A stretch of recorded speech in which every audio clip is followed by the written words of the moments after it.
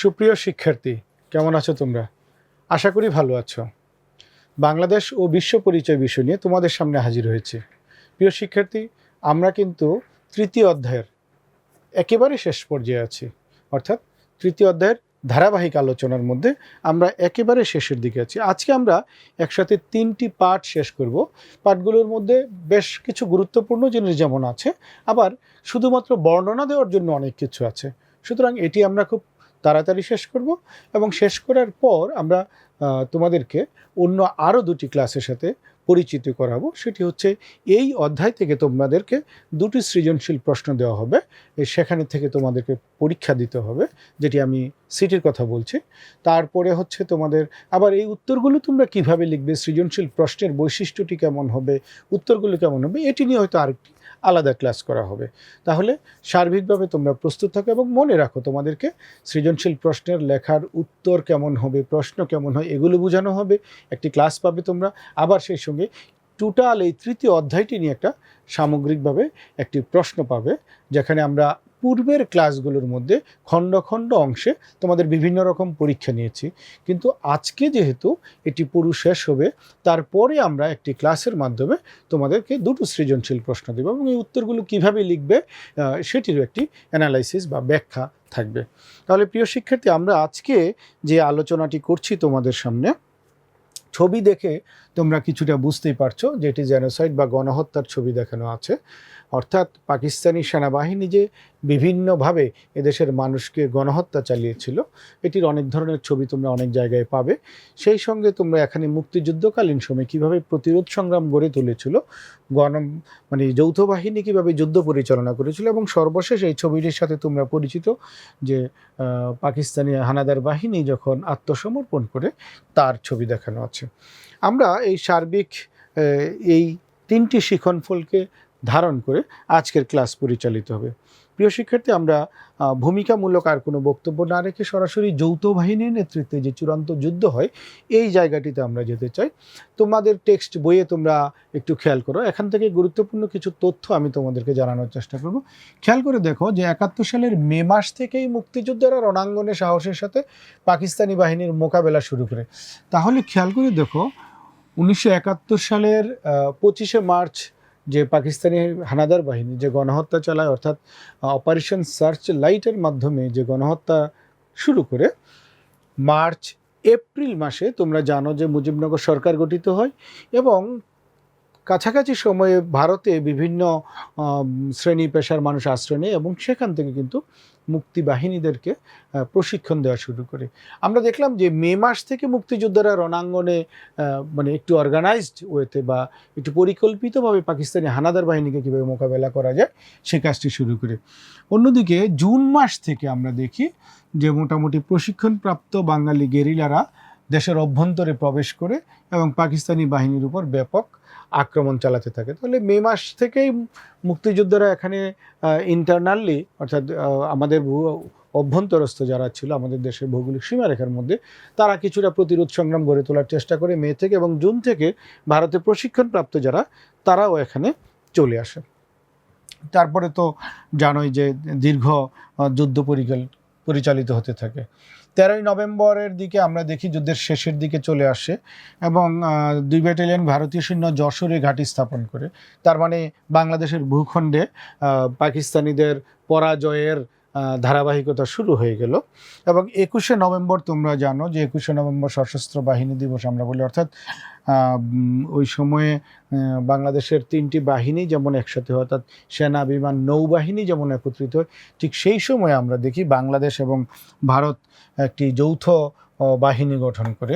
এই যৌথ বাহিনীর মধ্যে একটি ছিল মুক্তি বাহিনী এবং অন্যটি ছিল মিত্র বাহিনী।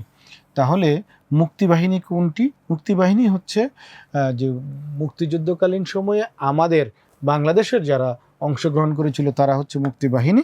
অন্যদিকে ভারতের যে সকল সৈন্যরা বাংলাদেশের মুক্তিবাহিনীকে সহযোগিতা করেছিল তাদেরকে বলা হতো মিত্রবাহিনী। তাহলে এখানে 2টি ইনফরমেশন তোমরা খেয়াল রাখো।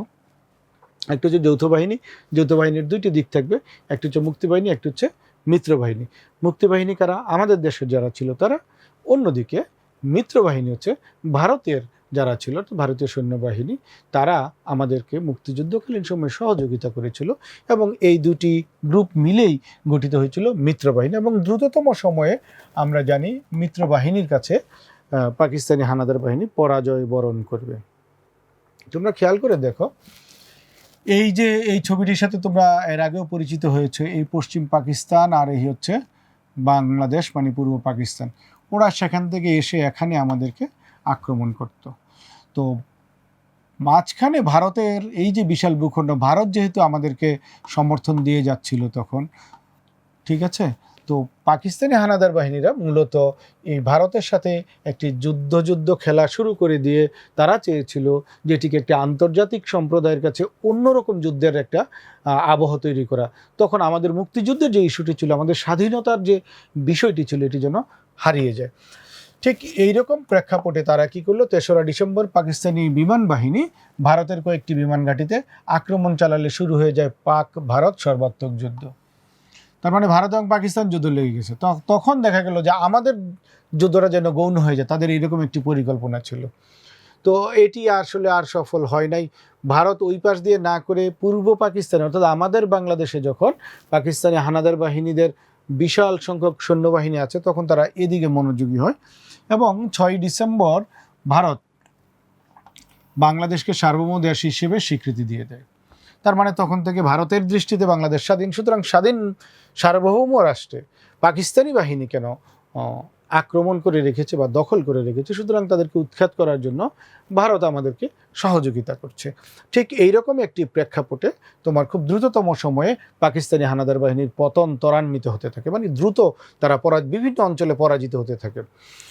ঠিক এইরকম একটি প্রেক্ষাপটে 10 ডিসেম্বর হোটেল ইন্টারকন্টিনেন্টালে নিরপেক্ষ এলাকা ঘোষণা করা হয়, যাতে করে এখানে কেউই আসলে আক্রমণ করবে না, না ভারতীয় বা মানে না যৌথ বাহিনী আক্রমণ করবে, না পাকিস্তানি বাহিনী আক্রমণ করবে। এটিকে আক্রমণ নিরপেক্ষ এলাকা ঘোষণা করা হয়, এখানে যে কেউ এসে আশ্রয় নিতে পারবে। তো বিশেষ করে বিদেশি কূটনৈতিক যারা ছিল, সাংবাদিক যারা ছিল, তারা সেখানে আশ্রয় নেয়। ঠিক একইভাবে আমরা দেখি দ্রুততম সময়ে 11 থেকে 12 ডিসেম্বরের মধ্যে ময়মনসিংহ, হিলি, কুষ্টিয়া, খুলনা, রংপুর সহ রংপুর, দিনাজপুর এবং সিরাজগঞ্জ সহ আরও অনেক অঞ্চল দ্রুততম সময়ের মধ্যে তারা পাকিস্তানি হানাদার বাহিনীদের হাত থেকে যৌথ বাহিনীর নিকটে চলে আসতে থাকে। এবং তোমরা খেয়াল করে দেখো, ঠিক 12 ডিসেম্বরে বিভিন্ন সামরিক অবস্থানের উপর যৌথ বাহিনীর বিমান হামলা চলে। যৌথ বাহিনী 4 দিক থেকে ঢাকা অভিমুখে রওনা হয়। তোমরা তো দেখলে যে একটু আগে আমরা বললাম বিভিন্ন সাইডের দেশের বিভিন্ন প্রান্তের অঞ্চলগুলো ধীরে ধীরে স্বাধীন হয়ে যাচ্ছে এবং ঢাকাকে দখল করার জন্য তারা ধীরে ধীরে এগিয়ে আসছিল। তাহলে শুরু হয়ে যায় সীমান্তবর্তী বিভিন্ন অঞ্চলে আত্মসমর্পণ। এইরকম একটি অবস্থায় যে পাকিস্তান সরকার যে ডাক্তার মালিকের নেতৃত্বে একটি সরকার গঠন করে রেখেছিল, এটি ছিল বিশ্ববাসীকে দেখানোর চেষ্টা করেছিল যে দেখো, এই পূর্ব পাকিস্তানে একটি বেসামরিক প্রশাসন দেশ চালাচ্ছে, দেশে কোনো সমস্যা হচ্ছে না। এরকম একটি অবস্থা তারা বিশ্ববাসীকে জানানোর চেষ্টা করেছিল। তো ডাক্তার মালিকের নেতৃত্বে যে মন্ত্রিপরিষদটা প্রাদেশিক সরকারের দায়িত্বটি পালন করছিল, তারা যখন দেখলো অবস্থা খারাপ, তখন তারা তাড়াতাড়ি করে রিজাইন দিয়ে পদত্যাগ করে তারা হোটেল ইন্টারকন্টিনেন্টালে আশ্রয় নেয়। এবং 14 ডিসেম্বরে তো তোমরা জানো যে ঢাকা ছাড়ার জন্য অনেকে চলে যায়, এবং অন্যদিকে 14 ডিসেম্বর আমাদের এখানে যে ওরা ব্যাপক হত্যাযজ্ঞ চলে, আমরা সেটিও বলছি। তো আত্মসমর্পণ করাটা মোটামুটি নিশ্চিত হয়ে যায় এবং এই সুবিধার্থে 16 ডিসেম্বর বিকাল 3টা পর্যন্ত যুদ্ধবিরতির প্রস্তাবে সম্মত হয় ভারত এবং পাকিস্তান। দ্যাট মিনস হচ্ছে মিত্রবাহিনী এবং পাকিস্তানি হানাদার বাহিনী, তারা উভয় ডিসিশন নেয়, ঠিক আছে আমরা 16 ডিসেম্বর বিকাল পর্যন্ত যুদ্ধবিরতি থাকবে। ঠিক এইরকম একটি অবস্থায় পাকিস্তানি হানাদার বাহিনী কি পরিমাণ অত্যাচার এবং নির্যাতন করেছিল তোমরা জানো। যে 25শে মার্চে যে গণহত্যা শুরু হয়, তখনই ঢাকা বিশ্ববিদ্যালয়, রাজারবাগ এবং পিলখানা, সেই সঙ্গে বিভিন্ন বিভাগীয় বড় বড় যে শহরগুলো ছিল, প্রত্যেকটি জায়গায় তারা আক্রমণ করে এবং এই আক্রমণে কিন্তু প্রথম রাত্রেই অনেক মানুষ মারা যায় এবং এই 9 মাসের মধ্যে তারা কিন্তু মারাত্মকভাবে এদেশের মানুষের উপর নির্যাতন পরিচালনা করে, যা একেবারেই মানে ধ্বংসাত্মক হত্যাযজ্ঞ বলতে যা বোঝায় সেরকম করে, বিশেষ করে তোমার শিক্ষিত জনগোষ্ঠী যারা আমাদের বুদ্ধিজীবী শ্রেণী ছিল, কবি, সাহিত্যিক, শিল্পী, অনেকের উপর যাকে যেখানে যেভাবে পেরেছে পাকিস্তানি হানাদার বাহিনী এদেশের কিছু দোসরদের সহযোগিতা নিয়ে তাদের উপর হত্যাযজ্ঞ পরিচালনা করে। তোমার বইতে অনেকের নাম দেওয়া আছে, তোমরা আন্ডারলাইন করে পড়ে ফেলতে পারো। পাকিস্তানি বাহিনীর নেতৃত্বে সবচেয়ে ভয়ঙ্কর যে যুদ্ধ অর্থাৎ গণহত্যাটি ছিল, সেটি ছিল খুলনার ডুমুরিয়া উপজেলায় চুকনগর 20 মে ইতিহাসের জঘন্যতম হত্যাকাণ্ড সংগঠিত করে পাকিস্তান হানাদার বাহিনী। এটি ইতিহাসে অত্যন্ত গুরুত্বপূর্ণ এবং তাৎপর্যপূর্ণ একটি হত্যাযজ্ঞ, এবং এটির চুকনগর যে একটি স্মৃতিসৌধ আছে, আমরা এর একটি ছবি দেখানোর চেষ্টা করছি তোমাদেরকে, যে চুকনগরে এইরকম একটি স্মৃতিসৌধ আছে যেখানে মানুষ শ্রদ্ধা নিবেদন করে। তাহলে এই পৃথিবীর ইতিহাসে এটি অত্যন্ত গুরুত্বপূর্ণ একটি বিষয় যে চুকনগর গণহত্যা, সেখানে অসংখ্য মানুষ, তারা নিরপরাধ মানুষকে পাকিস্তানি হানাদার বাহিনী মেরেছিল। এবং তোমরা জানো এর আগে আমরা এখানে বলেছি, কিন্তু ধীরেন্দ্রনাথ দত্ত, আলতাফ মাহমুদ সহ অসংখ্য গুণী ব্যক্তিকে তারা হত্যাকাণ্ড পরিচালনা করে অসংখ্য মানুষকে মারার জন্য। এবং এই যে আমরা একটু আগে বলছিলাম যে 3রা ডিসেম্বর তারা যৌথ বাহিনীর আক্রমণে পাকিস্তানি বাহিনী দিশেহারা হয়ে যায়, পরাজয় যখন তাদের নিশ্চিত, তখন তারা যেই কাজটি করে, এই 10 থেকে 14 ডিসেম্বরের মধ্যে অসংখ্য এ জাতির সূর্য সন্তান যারা ছিল তাদের অধিকাংশকে তারা এই সময়ের মধ্যে হত্যাকাণ্ড পরিচালনা করে। এবং যে কারণে আমরা শহীদ বুদ্ধিজীবী দিবস পালন করি প্রতি বছর 14 ডিসেম্বর। অর্থাৎ জাতির যে শ্রেষ্ঠ সন্তানরা ছিল, দেশ গঠনে যারা ভূমিকা রাখতে পারত, এইরকম সন্তানদেরকে আমরা দেখি যে তারা পরাজয়ের ঠিক পূর্ব মুহূর্তে বুদ্ধিজীবীদেরকে এভাবে নিধন করে দেশকে একটি পঙ্গু করে দেওয়ার চেষ্টা করেছিল, অপপ্রয়াস চালিয়েছিল। তাহলে আমরা প্রিয় শিক্ষার্থী, আমরা এই পর্যন্ত গণহত্যার যে বিষয়টি দেখলাম, এবং এই পরিকল্পিত হত্যাকাণ্ড চালাতে গিয়ে তারা এদেশের কিছু দোসরদেরকে এর সম্পৃক্ত করে। এবং এর মধ্যে তোমরা জানো যে রায়ের বাজার যে বৌদ্ধভূমি ছিল, সেখানে অসংখ্য লোককে হত্যা করে রাখা হয়। এই যে রায়ের বাজার বৌদ্ধভূমি আছে, আমরা এটার ছবি দেখানোর চেষ্টা করব। চট্টগ্রামের পাহাড়তলী নামে একটি জায়গা আছে, অর্থাৎ চট্টগ্রাম পাহাড়তলী রেল স্টেশন সংলগ্ন এলাকা, খুলনার খালিশপুর, সিলেটের শমশেরনগর, এই সকল জায়গাগুলোতে তারা গণহত্যা চালিয়েছিল, বৌদ্ধভূমির মতো করে সৃষ্টি করেছিল, অসংখ্য মানুষকে তারা হত্যা করে সেখানে পুঁতে রেখেছিল।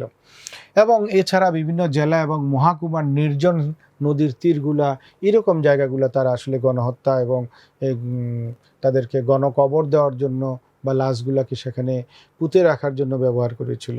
এবং আরও ইন্টারেস্টিং ব্যাপার ছিল যে চা বাগানেও অসংখ্য বৌদ্ধভূমি গড়ে তুলেছিল, যাতে করে নির্জনের সকল স্থানগুলোতে পাকিস্তানি হানাদার বাহিনী মুক্তিবাহিনীকে হত্যা করে তাদেরকে সেখানে তাদের জীবন অবসান ঘটেছিল। এই যে বিচিত্রভাবে এবং বৈচিত্র্যপূর্ণভাবে মানুষকে কিভাবে হত্যা করা যায়, হত্যাযজ্ঞ তারা পরিচালনা করেছিল অমানসিকভাবে, পৃথিবীর ইতিহাসে পাকিস্তানি হানাদার বাহিনীর এই বর্বরতা অত্যন্ত নিষ্ঠুর এবং নির্মম।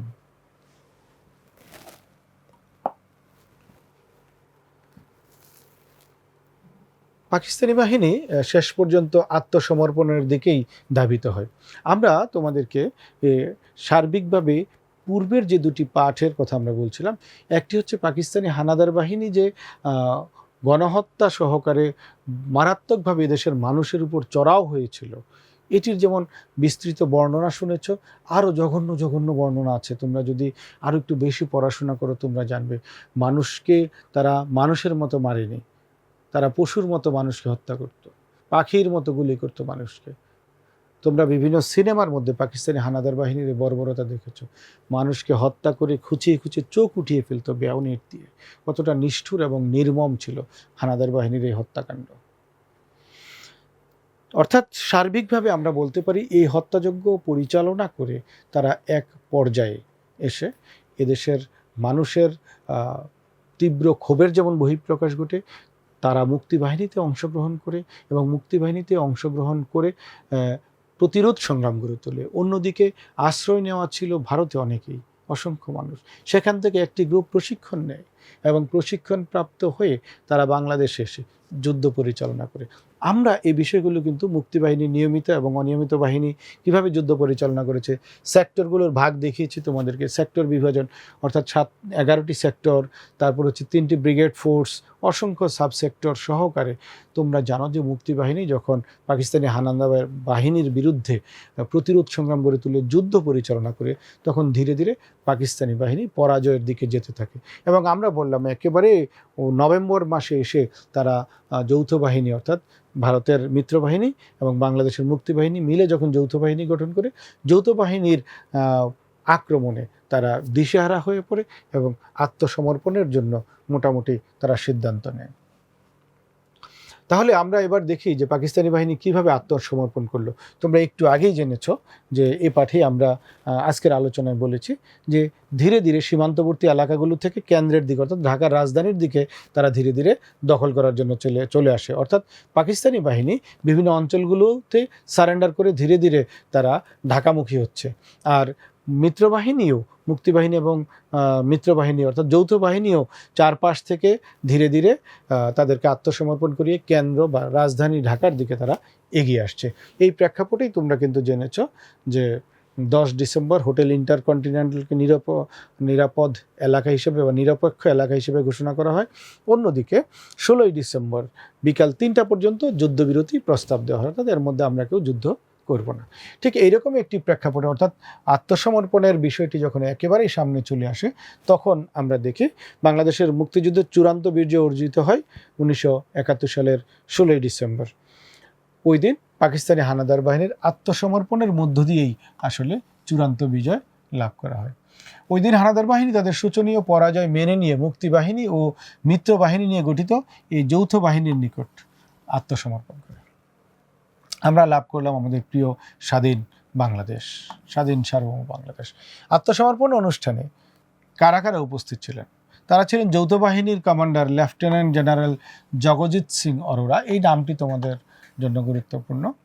অন্যদিকে মুজিবনগর সরকারের প্রতিনিধি হিসেবে মুক্তিবাহিনীর উপপ্রধান সেনাপতি গ্রুপ ক্যাপ্টেন AK খন্দকার এ সময় উপস্থিত ছিলেন আমাদের প্রতিনিধি হিসেবে অর্থাৎ মুক্তিবাহিনীর পক্ষ থেকে। আর হচ্ছে এই অনুষ্ঠানে উপস্থিত ছিলেন নাম সর্বাধিনায়ক MAJ ওসমানী। রেসকোর্স ময়দানের খোলা আকাশের নিচে একটি টেবিলে বসে যৌথ বাহিনীর পক্ষে লেফটেন্যান্ট জেনারেল অরোরা এবং পাকিস্তানি হানাদার বাহিনীর পক্ষে লেফটেন্যান্ট জেনারেল AK নিয়াজি আত্মসমর্পণ দলিলে স্বাক্ষর করেন। তাহলে এই নামটিও তোমাদের জন্য দরকার, একটি হচ্ছে অরোরা এবং অন্যটি হচ্ছে নিয়াজি। অরোরা আমাদের মিত্রবাহিনীর পক্ষ থেকে বিজয়ের স্বাক্ষর গ্রহণ করেন, অন্যদিকে পরাজিত বাহিনীর পক্ষ থেকে তোমার lieutenant general AK Khandakar Niazi আমরা দেখি আত্মসমর্পণ দলিলে স্বাক্ষর করেন এবং এর মাধ্যমেই কিন্তু একটি স্বাধীন সার্বভৌম বাংলাদেশ রাষ্ট্রের জন্ম হয়। এখন এই যে স্বাধীন সার্বভৌম রাষ্ট্রের আমরা বলছি, এর পিছনে কিন্তু খেয়াল করি যে মুক্তিবাহিনীর বীরত্বপূর্ণ লড়াই, সমগ্র বাঙালি জাতির স্বাধীনতার তীব্র আকাঙ্ক্ষা, ধীর ঐক্য, মিত্রবাহিনীর সক্রিয় সহায়তা এবং বিশ্ব জনমতের সমর্থনে 9 মাসে আমাদের এই মুক্তিযুদ্ধ বা সফলতা লাভ করি। আমরা বিনিময়ে কিন্তু হারিয়েছি 30 লক্ষ শহীদের রক্তের বিনিময়ে এই স্বাধীনতা অর্জিত হয়। তাহলে খেয়াল করে দেখো আমরা প্রতিটি জায়গা থেকে কেন মুক্তিযুদ্ধ এত তাৎপর্যপূর্ণ, মুক্তিযুদ্ধের তাৎপর্যপূর্ণ দিকটি কি? এই দিকটি হচ্ছে বীরত্বপূর্ণ একটি লড়াই করেছিলাম আমরা অত্যন্ত সাহসিকতার সাথে, এটি যেমন গুরুত্বপূর্ণ, সেই সঙ্গে সমগ্র বাঙালি জাতির তীব্র আকাঙ্ক্ষা, তার মানে সমগ্র বাঙালি জাতির মধ্যে যে ঐক্যবদ্ধতা ছিল এই ঐক্যবদ্ধ প্রেরণা বা চেতনাটিও কিন্তু এখানে গুরুত্বপূর্ণ। তাহলে খেয়াল করে দেখো একটা হচ্ছে বীরত্বপূর্ণ লড়াই অর্থাৎ হার না মানা লড়াই, আমি কখনোই হারবো না এমন লড়াই করার একটি মানসিকতা কাজ করেছে। তোমরাও খেয়াল করে দেখো বৈরী আবহাওয়া, বৈরী প্রকৃতি যখন আসে তখন কিন্তু দৃঢ়চেতা মনোভাব নিয়ে তোমরাও কিন্তু বিপদের সামনে নিজেকে মেলে ধরো, এগিয়ে থাও যে আমরা কোনোভাবে পরাজিত হব না, আমাকে আমার এই সম্পদ রক্ষা করতে হবে। ঠিক এইরকমভাবেই পাকিস্তানি বাহিনীর বিপক্ষে এই বীরত্বপূর্ণ লড়াইটি তারা করেছিল এবং সমগ্র বাঙালি জাতিকে একত্রিত করা হয়েছিল এবং এটির জন্য তাদের একটি তীব্র আকাঙ্ক্ষা ছিল। অর্থাৎ তোমরা খেয়াল করে দেখো, তুমি যখন ভালো রেজাল্ট করার জন্য তোমার মধ্যে তীব্র আকাঙ্ক্ষা থাকে, তুমি কিন্তু ভালো রেজাল্ট করতে পারবে। তো ঠিক একইভাবে স্বাধীন হওয়ার জন্য এদেশের তখনকার জনগোষ্ঠী যারা ছিল, প্রায় 7.5 কোটি বাঙালির মধ্যে কিন্তু তীব্র আকাঙ্ক্ষা ছিল যে আমাদেরকে স্বাধীন হতে হবে। দৃঢ় এবং ঐক্য, যে কথাটি আমি অন্যভাবেও বলেছিলাম, যে সমগ্র বাঙালির মধ্যে এই দৃঢ় এবং একটি ঐক্যবদ্ধ চেতনা কাজ করেছিল। এবং এইগুলোর পাশাপাশি আমরা দেখি যে মিত্রবাহিনী অর্থাৎ ভারতীয় বাহিনী মুক্তিবাহিনীকে সহযোগিতা করেছিল। এই তাদের যে সমন্বয়ে যে সহায়তা ছিল, এটি কিন্তু একটি গুরুত্বপূর্ণ বিষয় ছিল। কারণ পাকিস্তানি বাহিনী ছিল পৃথিবীর তখনকার সময়ের বেস্ট ফাইটিং ফোর্স, অর্থাৎ সবচেয়ে বেশি কৌশলী যোদ্ধা ছিল পাকিস্তানের।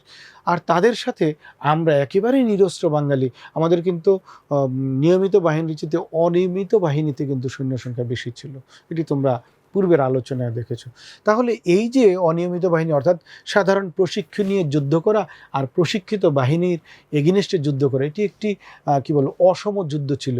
কিন্তু এই অসম যুদ্ধটিকে শেষ পর্যায়ে সফলতার দ্বারপ্রান্তে আনার জন্য আসলে মিত্রবাহিনীর সহযোগিতারও প্রয়োজন ছিল। মিত্রবাহিনী যখন বিভিন্ন দিক থেকে স্থল, জল, আকাশ সব দিক থেকে পাকিস্তানি বাহিনীকে যেমন অ্যাটাক করছিল, এবং সেই সঙ্গে পাকিস্তানি বাহিনীরও যুদ্ধ সরঞ্জাম থেকে শুরু করে অনেক সুযোগ সুবিধা ধীরে ধীরে ফুরিয়ে আসছিল। এই প্রেক্ষাপটে তাদের আসলে আর আত্মসমর্পণ না করে কোনো উপায় ছিল না। আমরা বলবো যে সেই সঙ্গে আন্তর্জাতিক সম্প্রদায়ের যে সমর্থন ছিল, এটিও ছিল গুরুত্বপূর্ণ। আন্তর্জাতিক সম্প্রদায়ের সমর্থনের বিষয়টি তোমাদের মনে থাকার কথা, যে আমরা পড়েছি রাশিয়ার ভূমিকা কী ছিল, ব্রিটেনের ভূমিকা কী ছিল, এইভাবে জাতিসংঘের কীভাবে ভূমিকা রেখেছে, কোনো কোনো দেশ আমাদের বিপক্ষেও ভূমিকা রেখেছে।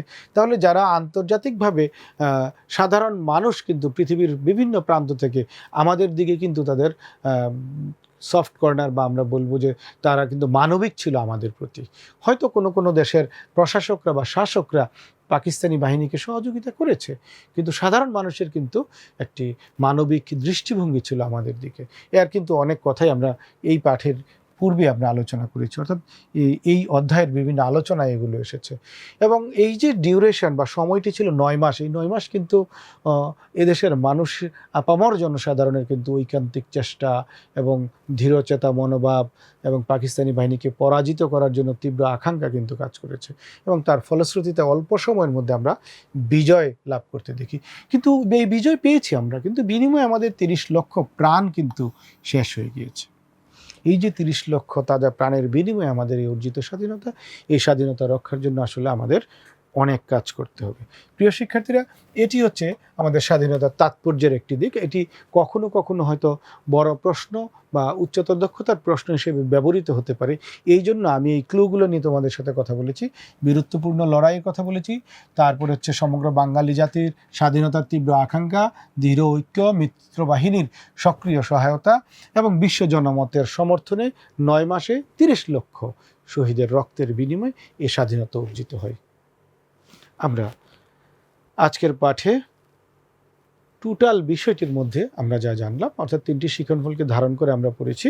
এর মধ্যে সবচেয়ে গুরুত্বপূর্ণ জিনিস যেটি, সেটি হচ্ছে পাকিস্তানি বাহিনীর মুক্তিযোদ্ধাদের পাকিস্তানি বাহিনী কিভাবে বর্বরতম হত্যাযজ্ঞ পরিচালনা করে মুক্তিবাহিনী সহ এদেশের সাধারণ মানুষকে নিধনে নেমেছিল, অর্থাৎ হত্যাকাণ্ড পরিচালনা করেছিল। এটি একটি গুরুত্বপূর্ণ দিক ছিল।